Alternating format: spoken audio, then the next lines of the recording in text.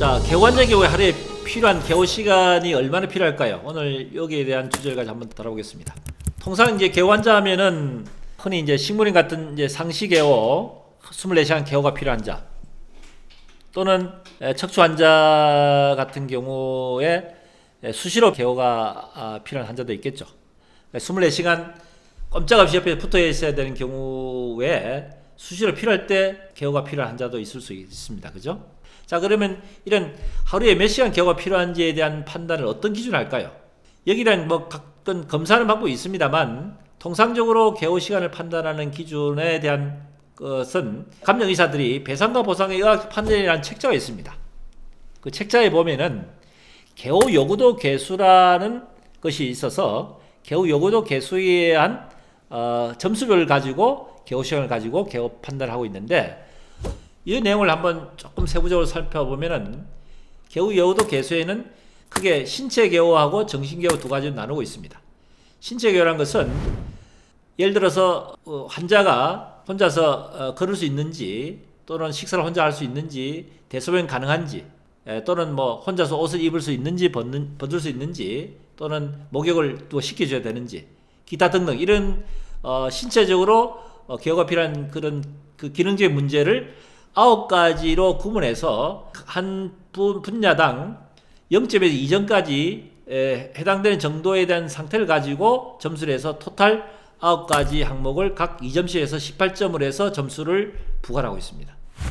정신개호는 이 사람이 말하기, 듣기, 지능, 그 다음에 사회활동 이런 5가지 항목을 가지고 각 점수별로 2점을 기준해서 총 10점까지 해서 상태를 가지고 어느 정도의 상태에 되는지에 대한 것을 점수를 집계해서 토탈 신체개호 18점, 정신개호 10점, 합쳐 28점을 기준해서 백분율로 해서 점수에 몇 점이라는 것을 백분율로 산정해서 개호 시간을 정하고 있습니다.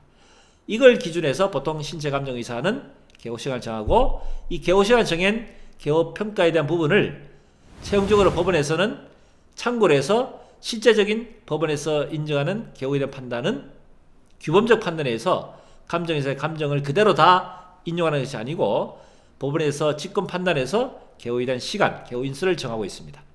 자, 그렇다면은 좀 더 세부적으로 두부 손상, 척수 손상이 어떻게 개호 시간을 정하느냐.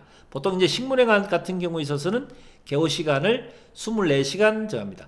식물인간은 사실 왜 이렇게 필요하냐면은 일단 첫 번째로 대부분 경우에는 이제 목에 기관절개를 해서 호흡을 원활하게 해서 기관절개를 해서 가래를 계속 뽑아줘야 됩니다. 가래를 뽑지 않으면 가래가 막히기 때문에 이제 호흡이 안 되겠죠. 그래서 이거는 수시로 계속 옆에서 누가 수시로 가래를 뽑아줘야 되는 그런 석션 작업을 해야 되는 거고, 그 다음에 욕창을 방지하기 위해서 욕창이 생기면은 생명이 굉장히 빨리 단축될 수 있기 때문에 욕창이 생기면 보통 치유가 굉장히 오래 걸립니다.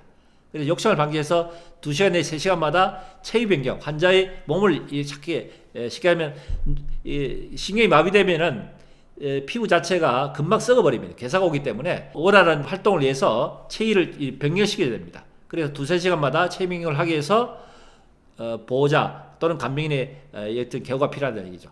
이런 환자의 경우에 있어서는 어차피 24시간 옆에서 붙어있지 않으면은 안 되기 때문에 개호 시간을 24시간 개호 또는 1.5인 2인 개호를 인정하는 겁니다.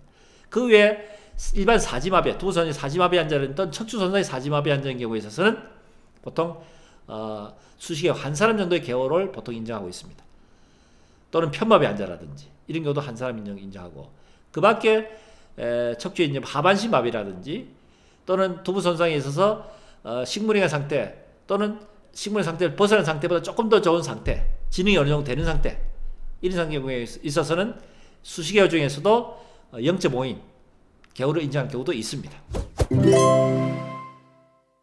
그래서 개호에 대한 시간은 말씀드렸지만 신체의 정신개호를 기준해서 점수를 가지고 백분율로 환산해서 하고, 식물인간 사지마비 또는 편마비, 하반신마비, 기타 정신과 같은 경우에 있어서도 개호 시간을 인정하는 데 있어서 보통 정신과에 있어서 상태에 따라서 1인 개호 인정하는 경우, 좀 상태가 좀 좋은 경우는 0.5 인정하는 경우도 있습니다만, 실행장애나 실인장애를 겸한 정신과 환자의 경우에 있어서는 자살 충동이라든지 타인에게 해를 가하는 이런 행위를 하는 정신과 한정 경우에 있어서는 24시간 개호를 필요하기 때문에 2인 개호도 인정하는 사례도 있습니다.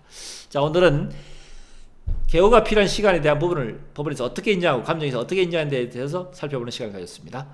도움이 되셨으면 좋겠습니다. 감사합니다.